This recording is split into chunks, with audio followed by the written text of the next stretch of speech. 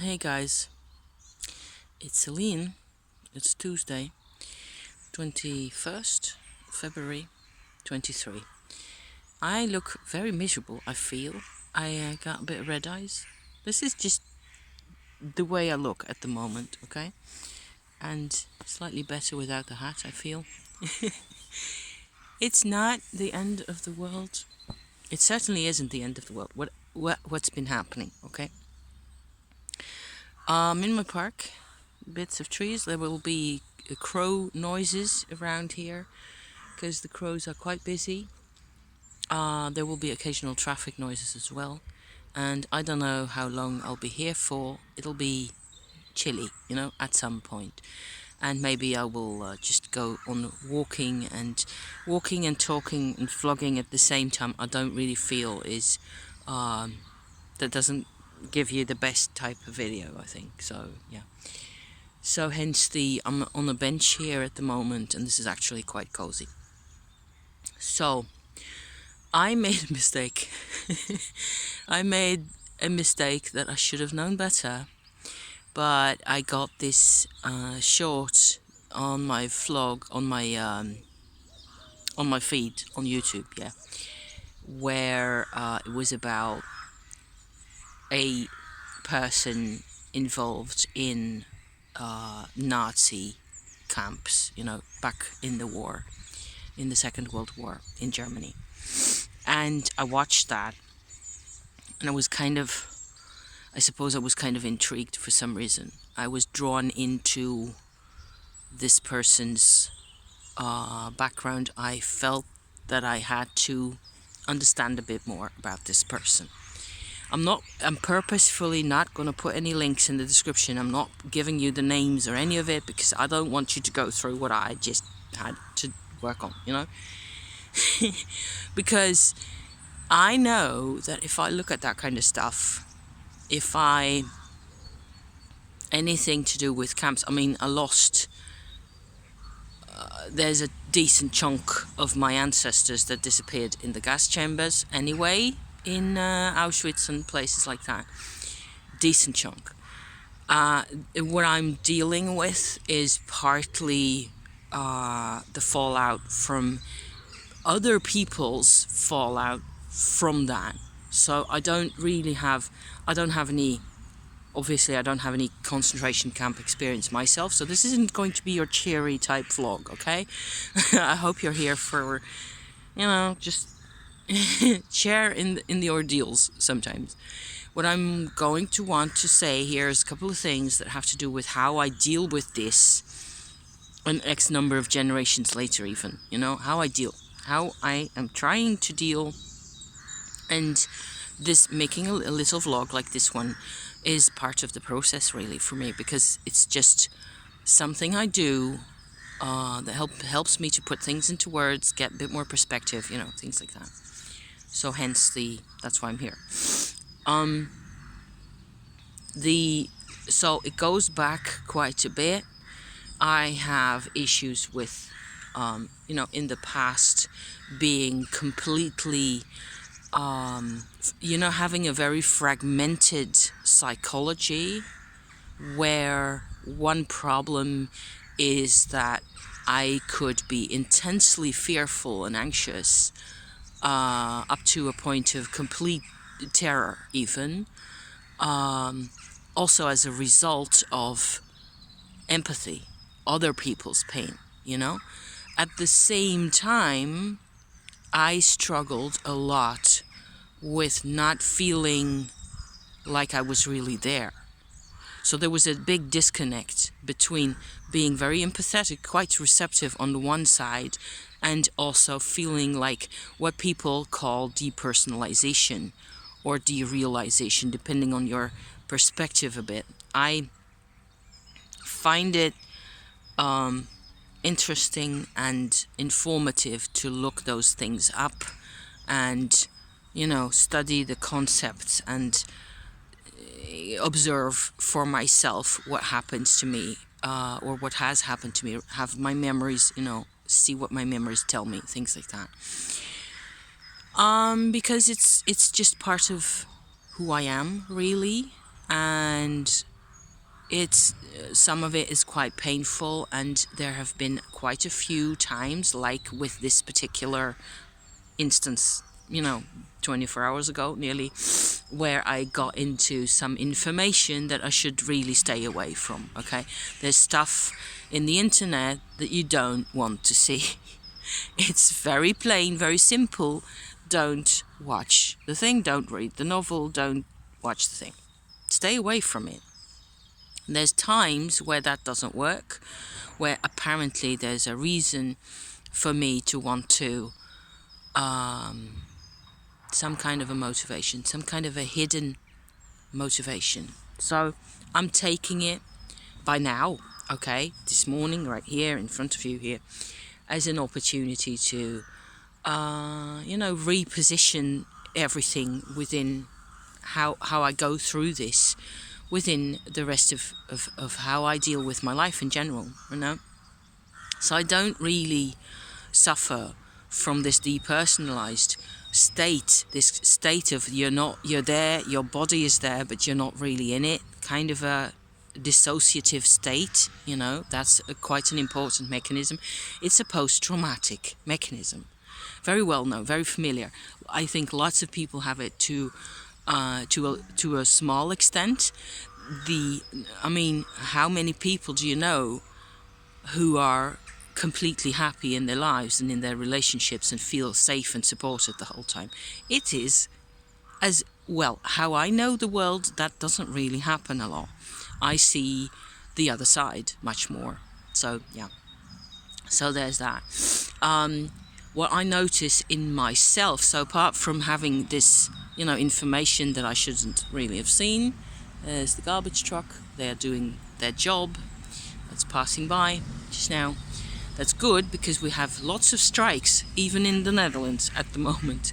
And so I'm very grateful to you guys for actually being here and taking care of the bags and bins and things.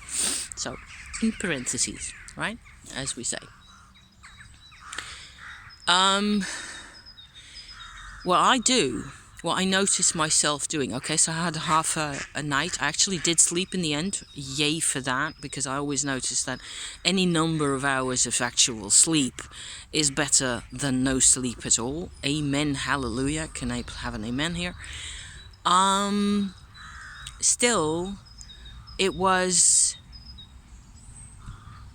I had a couple of nasty images in my brain, and what I do, and this is me oversharing here, so if you can't stand this kind of stuff, you shouldn't be here, and you should go do something which is more your own vibe and your own alignment. I try to align, okay? I'm looking for alignment, for inner psycho, spiritual, emotional balance with all this. First thing I will always do when I notice on the internet or on the telly somebody who's somehow striking or different, I will look up their birth chart, try to determine whether there's anything in particular, like a planetary position that they have that I share with them. For example, if there's a person who has a planet on between 20 and 25 degrees in Taurus, or on the other end in Scorpio, that's my node axis, so north and south nodes respectively. So that will sometimes give me information as to, okay, this is why I suddenly have this sort of a vibrational, and okay, so that is one way of doing it. Funnily enough, this person that I was working on, I suppose, at the time yesterday, was a Libra with a couple of other planets. It looks like the whole kit of the astro, the whole planetary business was nearly everything except for Mars and Uranus were in Libra, and the moon was in Virgo. So I had to make the chart myself for the birth date, because the chart isn't available online, which is a good thing, because bugger, never mind. Never mind the history. The thing is that I was really surprised. Actually, this happens too, or maybe if this is something that's familiar to you if you're into astrology yourself, that you're getting into this kind of a scenario around a person. This may be a person that you actually know in your life, of course. And at the time I was working on this business yesterday, or for the whole of yesterday, actually, it turns out that the actual moon in the sky was in Libra as well. I am myself a Libra Ascendant. So there's like a repetition there going on. So to me, it seems like this may explain partly why I had to do it yesterday, this thing. And like, for example, tomorrow or Sunday, it would not have gotten into my system as it did. It did get into my system quite a bit. And what I then end up doing is I try to distract myself, because mind, treadmill, terrible treadmill. The terrible is awful. And so watched some Star Trek, which I enjoy, and whatever else we did, I don't know. I talked to husband about a bit of the things, not too much. He's doing really well at the moment, so that's nice. Everything's cool on that end, and everything's fairly around the household. We're doing really well. We've both done some cleaning around the house, so it looks a lot more like a proper living space in my house at the moment. I was very tired yesterday, because when I got into this whole internet session, I was actually quite tired, because I'd done an intensive hoovering session, my stairways, and well, it is. So yeah. So I noticed a couple of things. Okay, so with the treadmill, basically that's the issue that I want to also present to you here, is that being tired and or having toxins in your body, so acidity, from exertion, that for me, that means that I just can't let go of things. It's like everything is then about keeping going and about resistance. In fact, I am, resisting the temptation to lie on the couch and sleep yesterday with my hoovering, for example, and other things. So I'm really much more tired than I realized that I am, but I am used to, being a big girl about it and just going on, just keep trucking, that kind of thing. Which is normally an honorable option, I feel. It's not like it's a bad idea to just get the job done and keep going. Sometimes I wonder if, there's such a thing as spring cleaning. We've had maybe 5 days or so of sunshine. Not really enough, So I don't really feel energized enough to do big jobs around the house. Having help from husband made all the difference. So then that way I got to the state of the house that it's in at the moment. Physical exhaustion contributes to this whole stress thing much more than I am really. My mind knows this now at this point, but I'm not really sure what to do about it, other than take a couple of extra, have an apple, have some fruit, hydrate, the normal things, and be outside, be with where the bird song is, because that certainly makes a lot of difference. So there's another aspect to this, which is like a tumo aspect, where getting tumo energy in your body, so transformed kundalini energy in your parts of your body, tends to make me feel a whole lot better. Certainly physically, emotionally, I get more energy in my heart area that makes me feel completely different, like within a scope of like 5 or 10 minutes or so, from the situation being without it. But that's something you actually have to purposely choose to do. So I always do my tumo in the night times, in the evening or in the morning, or depending whenever I have the chance. And there's a noticeable difference where you have this level of energy coming into your system. I've been doing my tumo for 3 years now. I'm getting more and more ease in getting the energy to come into my system and become available to me emotionally, to become, to relax enough as well. There's that. That's how that works.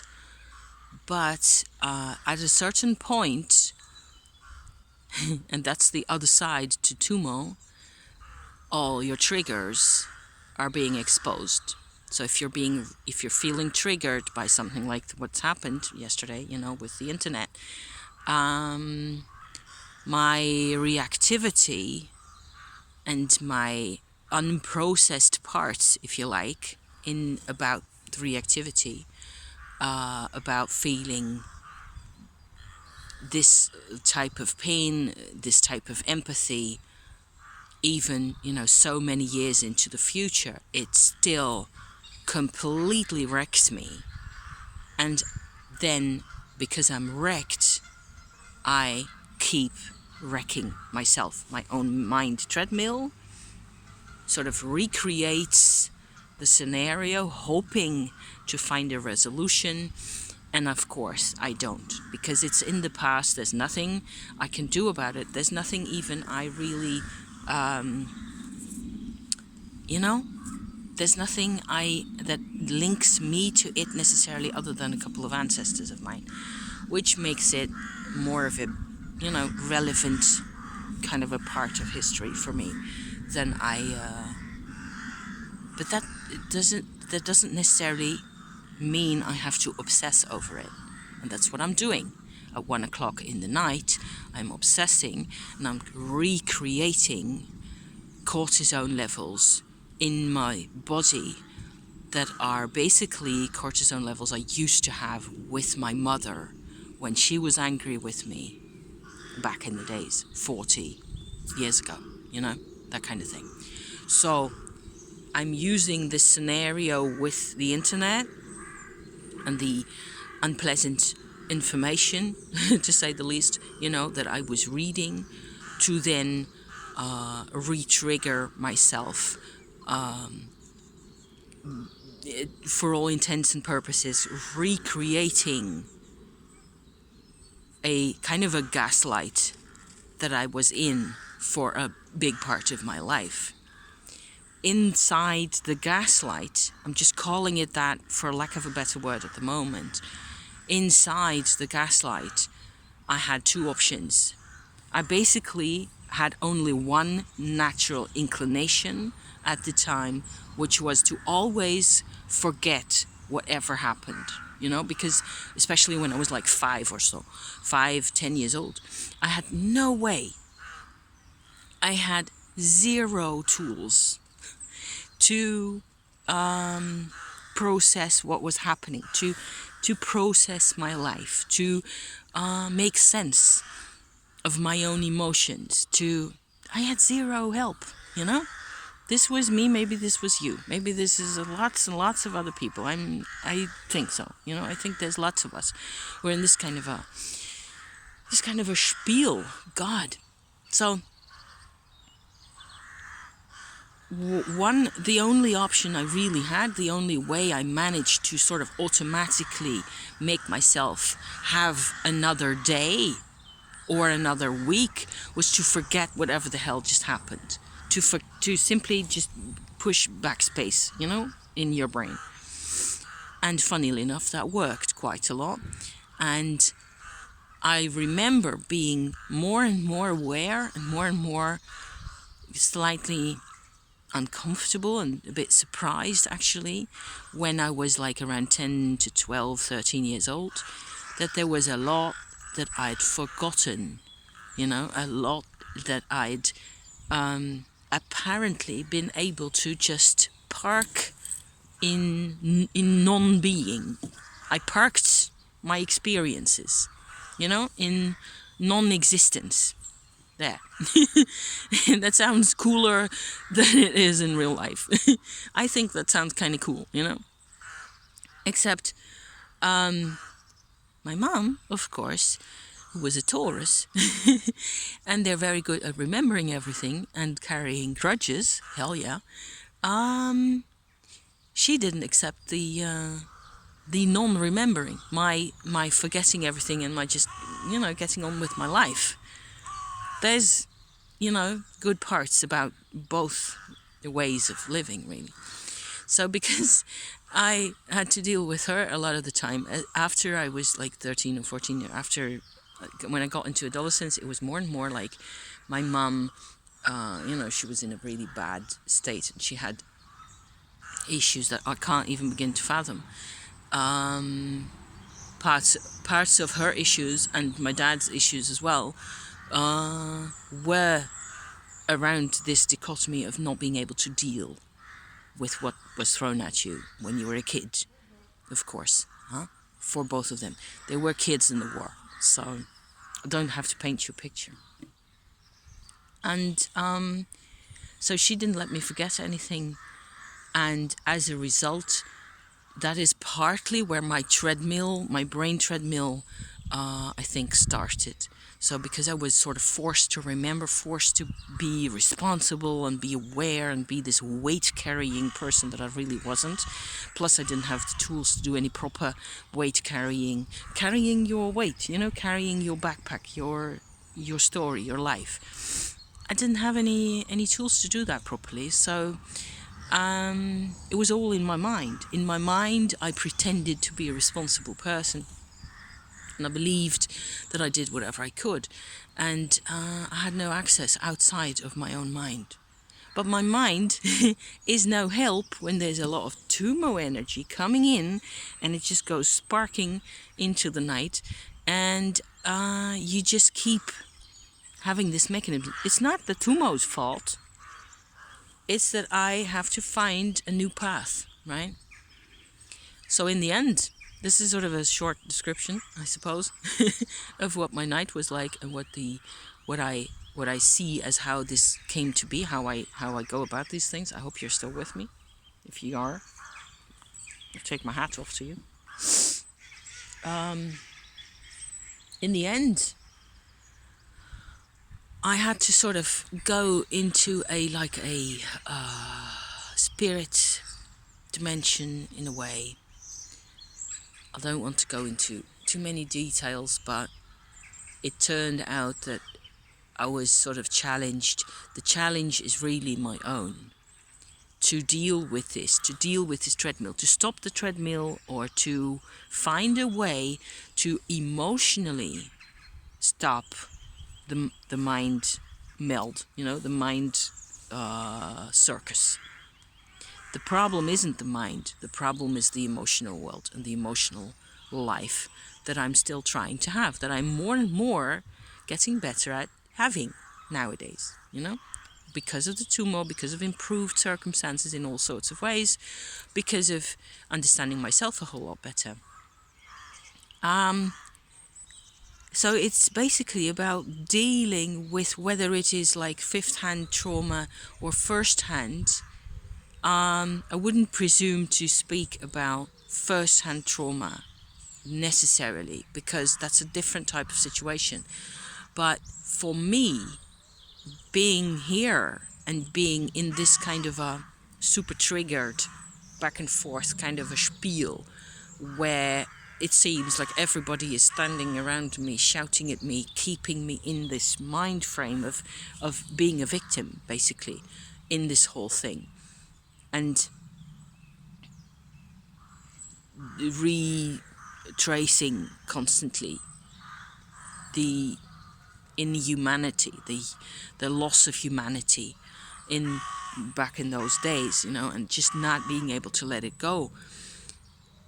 To get out of that, in the end, what I did is, and it must have been around like 1:30 in the night or something, where I just let it go.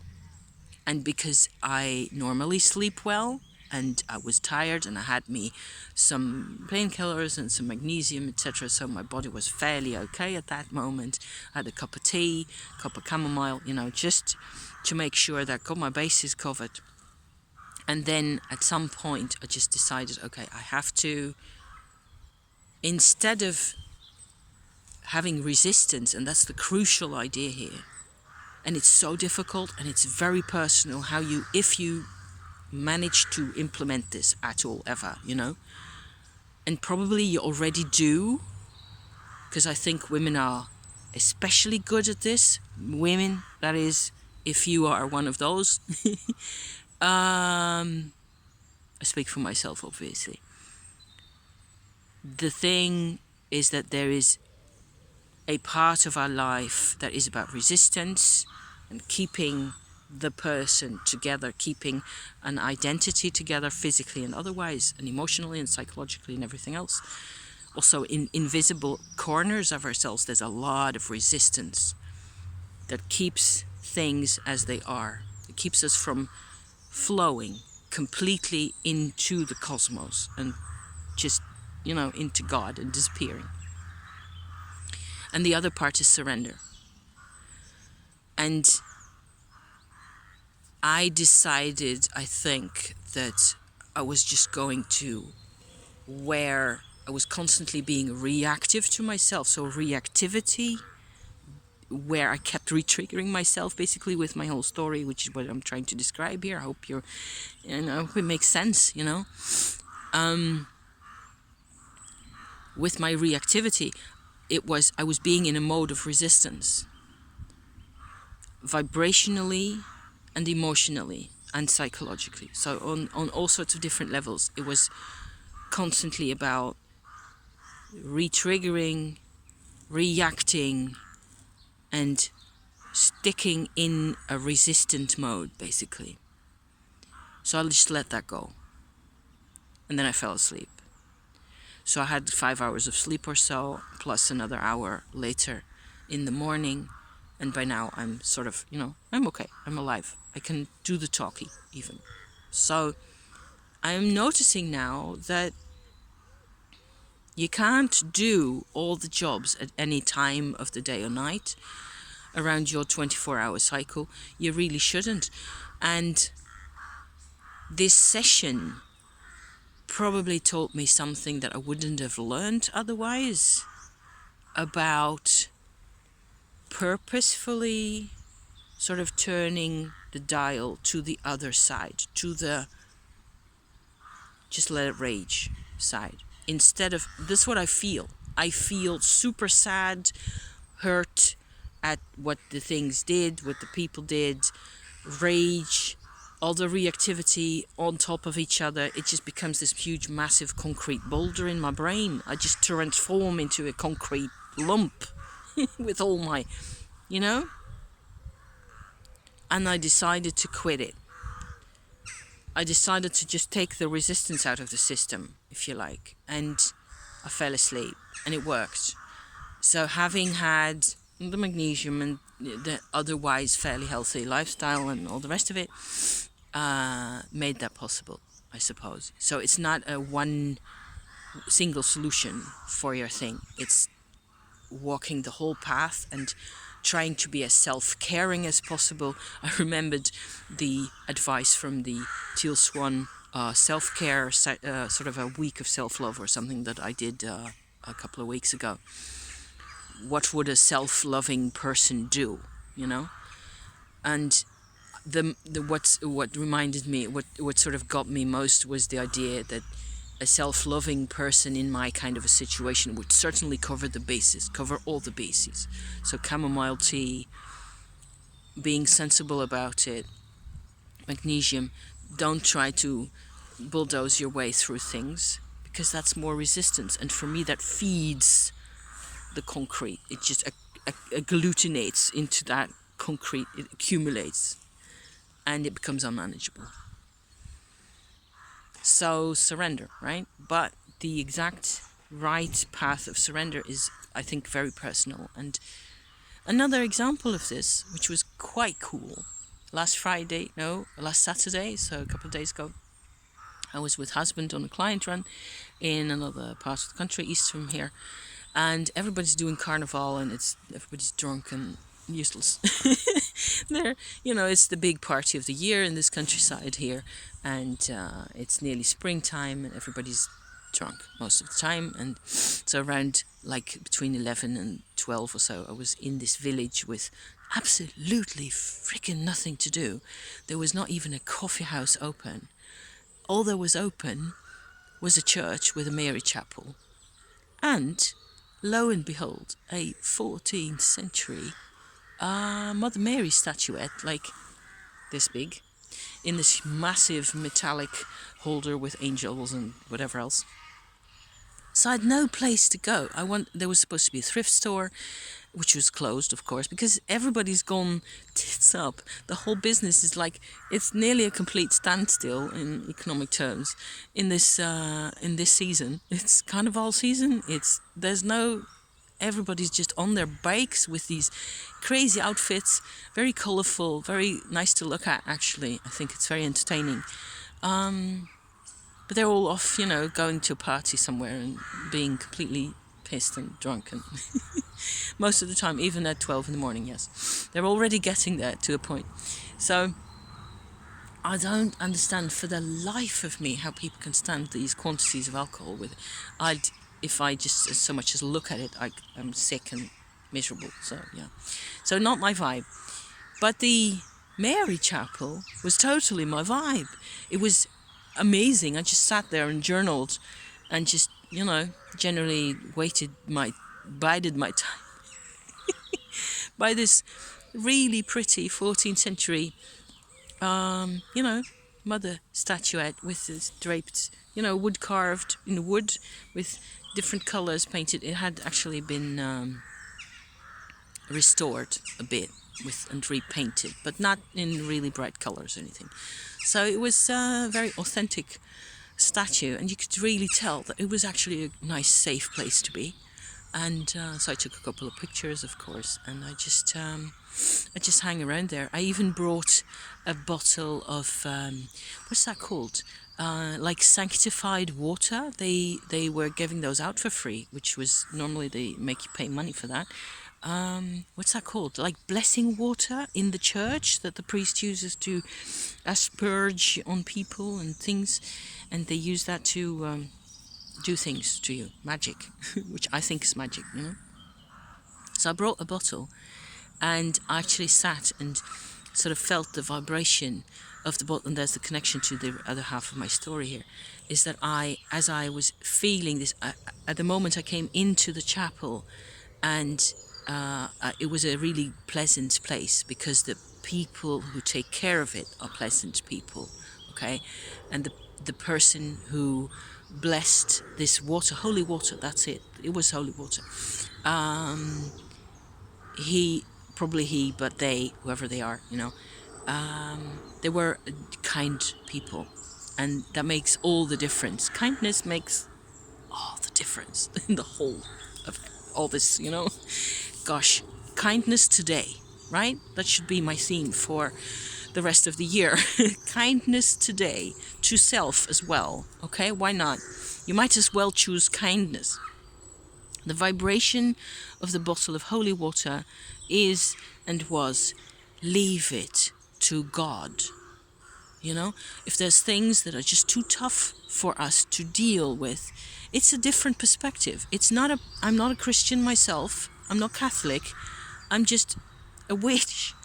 And I'm vibrationally excited and interested in these kinds of what is it that's happening. If people are kind, it is always worth, interfacing with these things. And I took a bottle home, and the message, leave it to God, made sense then, and it may make sense today for me, where you figure out what that means for you. I don't know. I'm not about to go ahead and determine what that means to anybody or to myself, but you can't determine God. You can't define God. by definition, you can't define God. So yeah, so this is how much sense I'm making today. In the fresh air. In the fresh air with the crows and the ivy around the trees right there. There's lots of ivy, like this one. There's lots of those. And they haven't taken it all down, thank goodness. They're trying to transform nature in the Netherlands into something slightly more like actual nature. So we don't have a lot of nature. We have trees and grass and ivy and a couple of animals and ducks and, gulls and that kind of, lots of birds. But nature isn't, it's never been much of a priority in this part of the world because, lots of people and economic progress and wealth are, of course, much more important. Possessions are much more important than whether you can leave things to God or not. And so surrender and resistance, right? Two things. So that was my sermon for today. I thank you so much for watching. I'm surprised I managed to get this all done in 36 minutes. And I was actually, I did the words, didn't I? I really did my words. Wow. So these were the words. I thank you for watching and listening to me talk, and I hope it makes sense to you. And I have a question. I, on my phone, cannot post comments on YouTube at the moment. Do you know why this is? I can post comments on my computer just fine, on my desktop. And so it's not an account problem. I've been everywhere in the account files and things, and I can't for the life of me find what's going on. And this has happened before on my phone occasionally. It happens, it's maybe twice or so before, not very often. And it lasts for about a day or so. But it's been the case yesterday and today as well. I cannot type comments anywhere. And I do get the little place, the bar where you can type. I can type my comment and it just doesn't load. It doesn't upload the comment. Something fishy in the internet. So yeah. So thank you again. Bless you if you were here this whole time. I thank you from the bottom of my heart because these are tough things, but it's all part of this huge process that we're in, and I'm aware of that now. So awareness. So yeah, thank you again, my dears. See you next time. Bye for now. Ciao ciao.